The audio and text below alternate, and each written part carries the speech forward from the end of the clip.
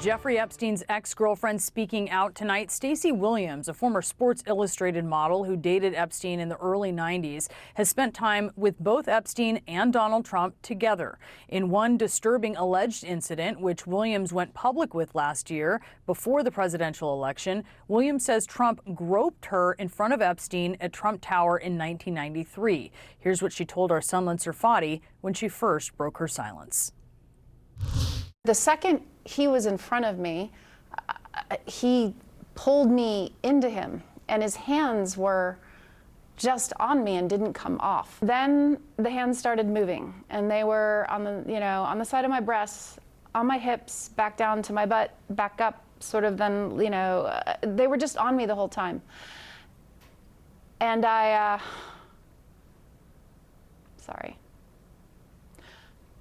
froze. Williams also claimed that Epstein and Trump looked at each other and smiled during the alleged incident, which Williams says she now believes was coordinated and, quote, some kind of weird, twisted game. Trump denied Williams's allegations through his campaign at the time, which said in part, quote, it's obvious this fake story was contrived by Kamala Harris's campaign. And Stacey Williams is out front now to speak out for the first time since the uproar over Trump's handling of the Epstein case. Stacey, thank you so much for joining us tonight. As you know, Epstein is dominating the news once again, and his relationship with Trump is under scrutiny. While you were dating Epstein, can you tell us how close these two men were? They were best friends. I dated Jeffrey for a period of more or less, I think about 4 or 5 months. And the only friend that he would mention every time we saw each other or had a phone conversation was Donald. And he would share a lot of anecdotes. I have plenty of anecdotes. And yeah, they were very close, and they were up to no good.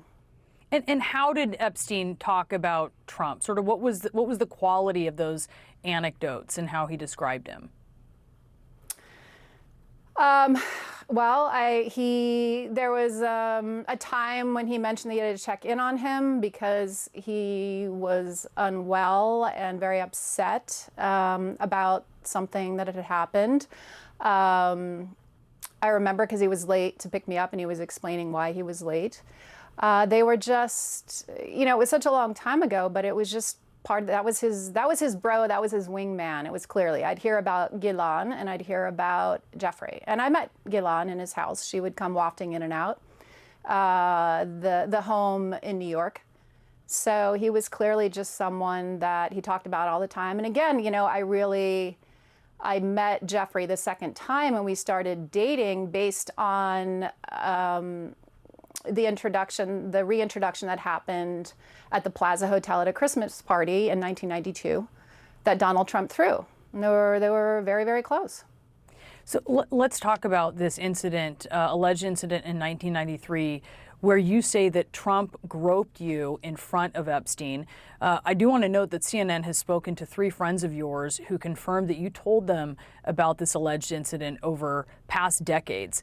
Can you tell me more about what happened that day, and particularly how Trump and Epstein interacted? Yeah, and before I get into the details of what happened, which, obviously I told you guys and I've shared with multiple outlets, the specifics of the assault that happened, I want to point out that I was polygraphed before I did all this by one of the most renowned examiners in the world. Michael Wolff has hundreds of hours of interviews with Jeffrey Epstein where Jeffrey confirmed to Michael what the two of them did to me long before I came out and told you all of this. So those are 2 critical data points that you need to have, and now I'll walk you through what happened. I was dating Jeffrey. He was always talking about Donald. It was his bestie and everything. And he was joking about how Donald thought I was hot and Donald thinks I'm this or whatever, wants to talk to you. And he was telling me this as we were taking a walk down Fifth Avenue one day. And he said, let's stop in and see him at his offices. So we went up to his office in Trump Tower. And within a couple of minutes, Donald was outside of his door. And his hands were all over me. They were on my breasts, they were on my butt, they were on, my hips, up and down, while the two of them just kept having a normal conversation.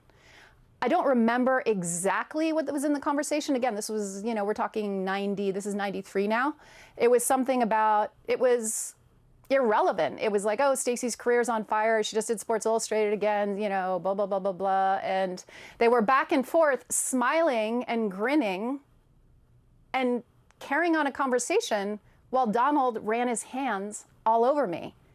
And when that happens in broad daylight in someone's office and an assistant's walking back and forth, you're in shock. If it happens in a dark alleyway, right, you defend yourself. But when it's hidden in its brazenness like that, which is Donald Trump's forte, you go into shock. So I froze, and it was over and very quickly. It was a few minutes, and then we got back in the elevator, and Jeffrey's energy had changed. He was like seething. He was enraged. He wouldn't make eye contact with me. And then we got out on the street on Fifth Avenue, and he looked at me and he just started yelling at me, saying, "Why did you let him do that?" And he was so enraged. And then I remember thinking, like, why did I? I felt like I was coming back into my body at that moment, and I was confused. So that's the story of the assault. And I do just want to note, Stacey, that Trump has denied these allegations, which you are well aware of. And I know at times you've referenced videos which we have not confirmed the existence of. But I know that you felt that this was coordinated later when you looked back on it. What was it that made you draw that conclusion? Well, I was sort of known in the industry for being somewhat combative with photographers who would expose themselves or do inappropriate things, or even guys who would touch or harass on the streets. And Jeffrey was aware of that. And I think he was excited. I think the gist in my mind, given what he knew and the way it played out, was, hey, I'm going to deliver this person to you who's actually not going to let you get away with what you do. And I did, because I froze.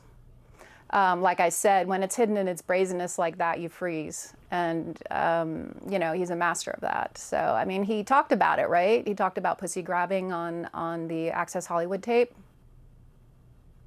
And tonight, if you're aware, President Trump has filed this libel lawsuit against the Wall Street Journal over its reporting that there was this note bearing Trump's name as a signature and an outline of a naked woman that was included in a 50th birthday album for Epstein in 2003, a note that also depicted an imaginary conversation between the two men.